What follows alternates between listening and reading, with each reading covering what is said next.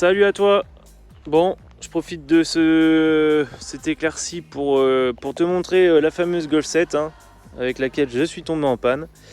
Donc c'est bon, le problème est résolu, c'était le radiateur de chauffage qui débouchait, problème bien connu sur les Golf 7, Audi A3, Skoda, tout ça de mêmes années. C'est assez facile à changer et voilà. Donc cette Golf 7 GTD, ça fait un mois que j'en cherchais une et là j'ai trouvé vraiment, voilà, j'ai été la chercher loin parce qu'en fait elle a beaucoup d'options. Donc en option, celle-ci elle a le tout ouvrant, elle a les jantes en 19 pouces Santiago avec les étriers rouges, ça c'est une option aussi.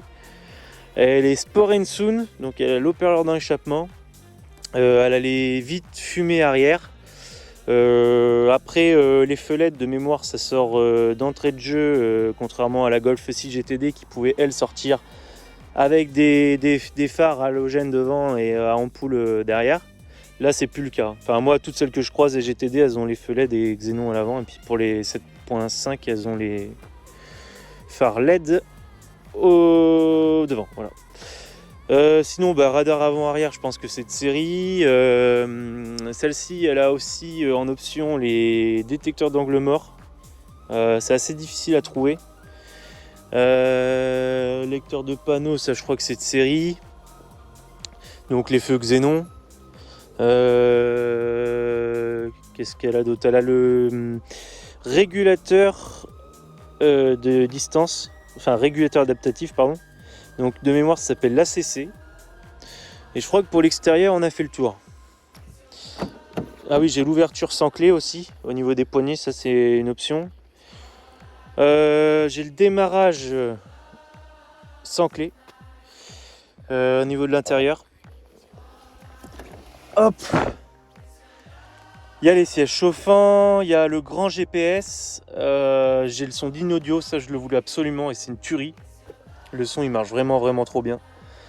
Et ensuite voilà quoi, je pense que tout est de série, l'ordinateur de bord en couleur, etc. Alors c'est marrant que la mienne en fait elle a un rétroviseur comme ça. Donc elles l'ont pas toutes comme ça en fait, surtout que le mien le pied est au-dessus. Normalement c'est derrière. Parce que je voulais le changer, moi je voulais mettre les dernières versions. Mais finalement je peux pas, donc ça va rester d'origine. Et voilà. Voilà pour ce qui est de l'intérieur. Donc petite boîte auto sympathique.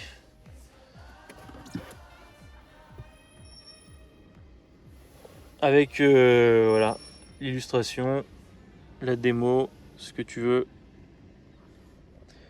Avec le petit rappel d'Inaudio.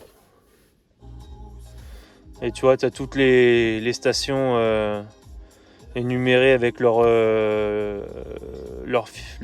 figure, quoi. Enfin, leur dessin, quoi. Après, je vais pas te faire tout un détail de l'autoradio, tu vois, navigation, bon bah, ça donne ça, tu rentres ton adresse, nanana.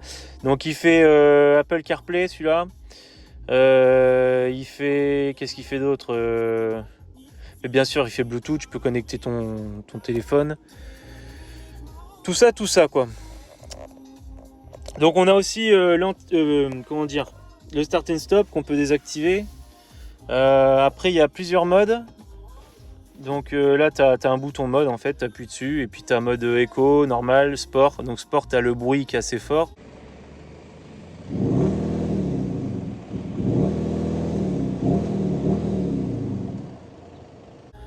Normal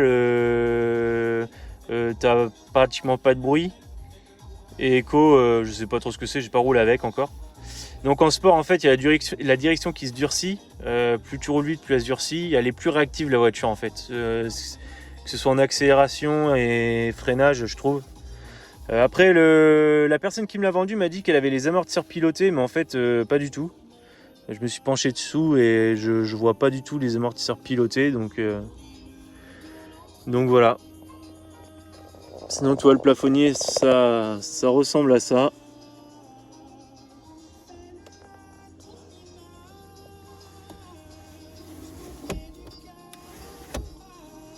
Alors cette voiture, elle a quand même quelques défauts.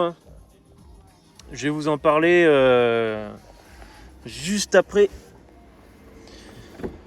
Donc là voilà, c'est à peu près la même taille que la Golf 6, hein, je pense, en termes de place.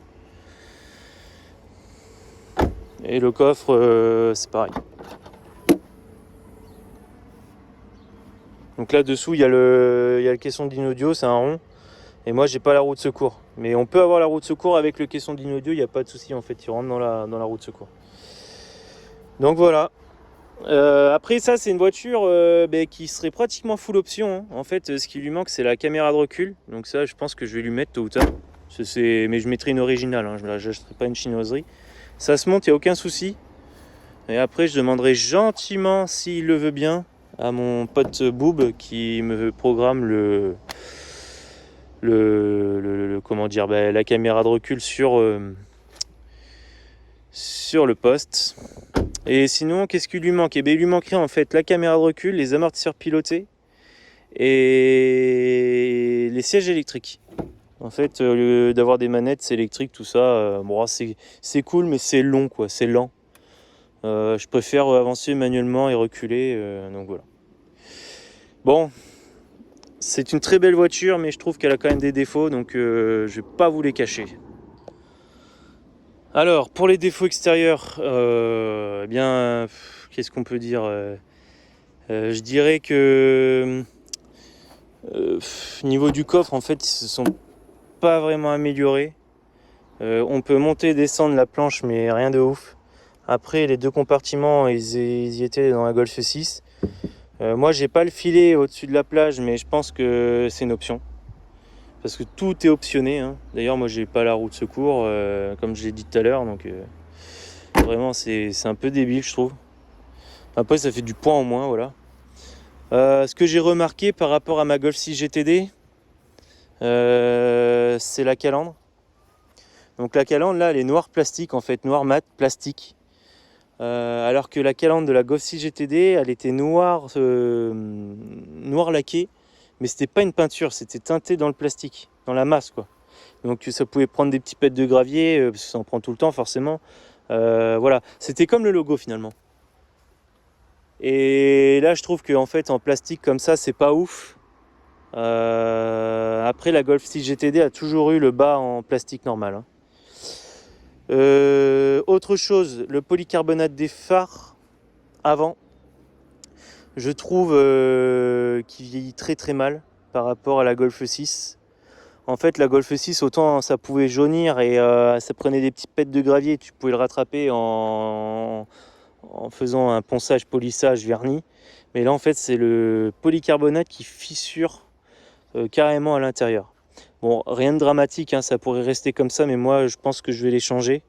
Alors, c'est hyper délicat, il faut quand même savoir faire, mais je vais quand même me tenter le coup, sinon ça restera comme ça, quoi. C'est pas dramatique. Voilà, pour les défauts, ça je sais pas si ça va être un futur défaut, mais je trouve que c'est vachement fin. Ça a l'air très fragile. Donc quand je le nettoie, vraiment, j'y vais à tâtons, quoi. Ensuite,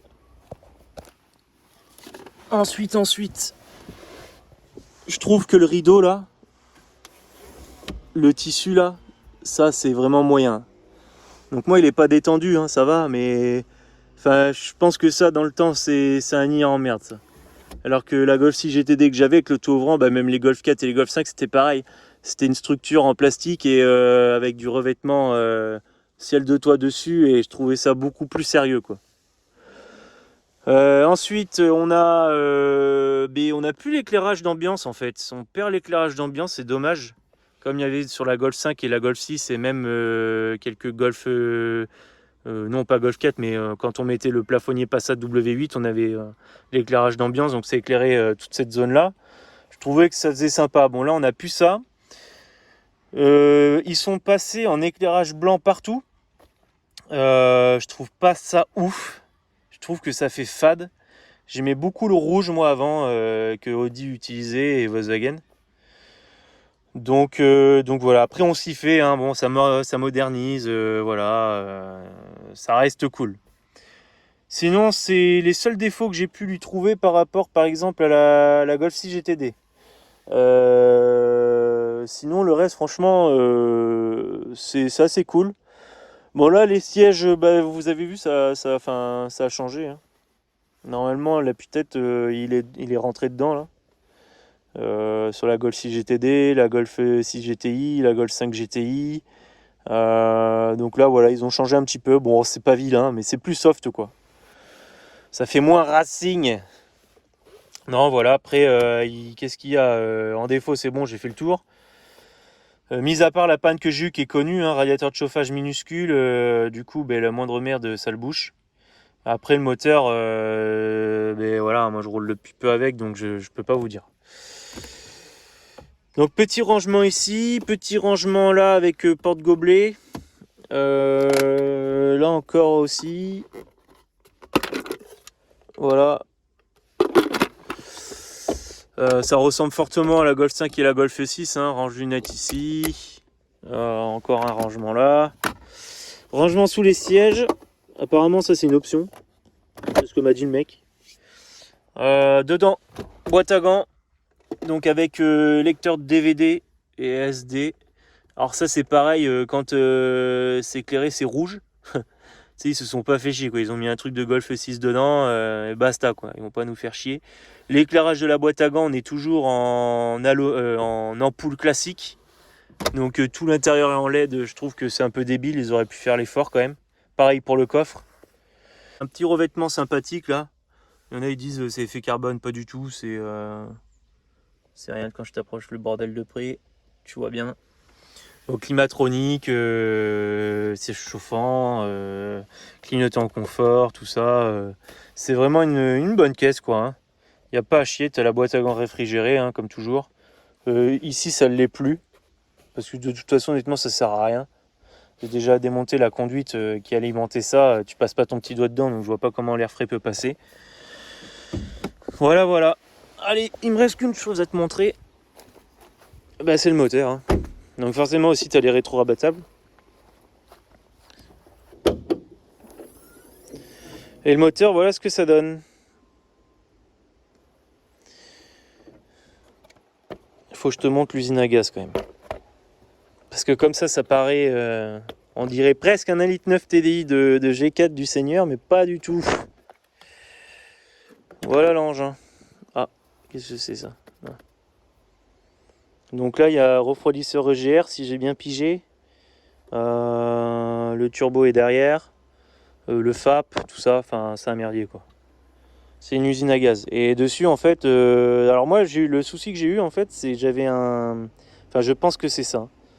Mais il y avait un sac dedans. Volkswagen, sur certains modèles, je sais pas pourquoi, ils mettent des sacs avec de la pierre dedans. Et en fait, avec le temps, ce truc, il se désagrège. Et comme le radiateur de chauffage, c'est le plus petit, c'est tout petit, où l'eau passe, en fait, les petits conduits, là, ça bouge. Donc moi, je pense que c'est à cause de ça, donc je l'ai viré, ça sert à rien. Ça apporte c'est un apport pour le liquide de refroidissement. Bon, bref. Voilà, quoi. Il y en a qui disent que c'est pour enlever l'humidité. Mais bon, j'ai envie de te dire, tu vidanges tous les 2 ans, et puis voilà quoi. Puis un liquide non humide, ça n'existe pas. Donc dessus, tu as une pompe à eau à poulie débrayable. Donc c'est une cloche en fait qui se débraye, je sais pas trop comment ça marche. Et après, tu as des vannes un peu partout. Donc en fait, le souci, c'est que tu peux pas purger sans Vadcom. En fait, il te faut la valise pour mettre la pompe à eau toujours enclenchée. Avec toutes les vannes ouvertes. Et là, tu peux faire une bonne purge. Mais tu peux plus faire les purges à l'ancienne, quoi. Donc voilà. C'est des très belles voitures, mais du fait que en fait, c'est des véhicules qui n'ont pas le droit de polluer, clairement. Et ils te font un maximum de choses pour que ça passe dans les normes, quoi. Donc voilà, tu vois, j'ai des conneries à changer. J'ai ça là qui a pris un mauvais pli là. Donc ça, bon, c'est que dalle, hein. Sinon, c'est une voiture qui reste très propre et j'en suis très content.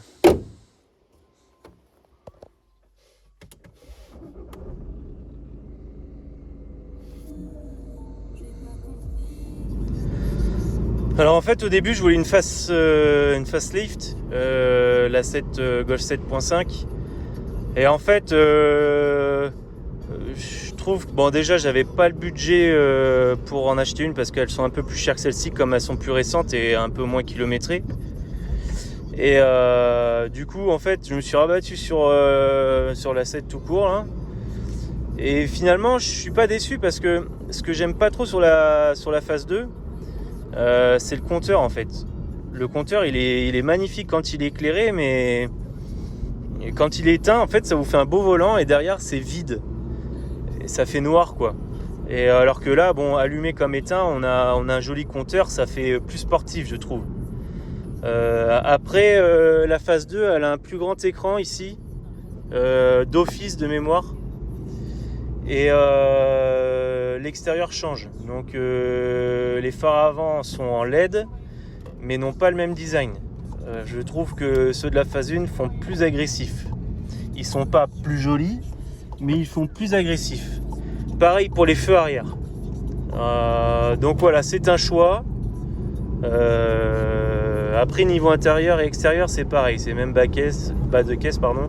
Les mêmes jantes, etc. Il y a vraiment juste ces deux pare-chocs qui changent et l'éclairage.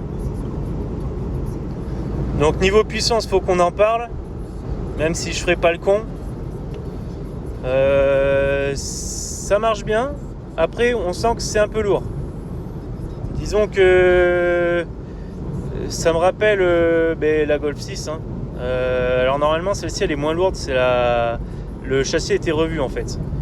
C'est-à-dire qu'elle tient mieux la route que la Golf 6 GTD ou GTI comme tu veux. Et elle est plus confortable. Donc c'est pas les mêmes châssis et en plus elle est plus légère celle-ci. Apparemment la Golf 7 c'est la plus légère. Après la 8 je sais pas. Donc voilà, la boîte elle est bien étagée, ça marche pas trop mal mais elle est d'origine celle-ci. Hein. Reprogrammée, je sais pas ce que ça donne. Je vais te faire une toute petite accélération, là je suis en sport.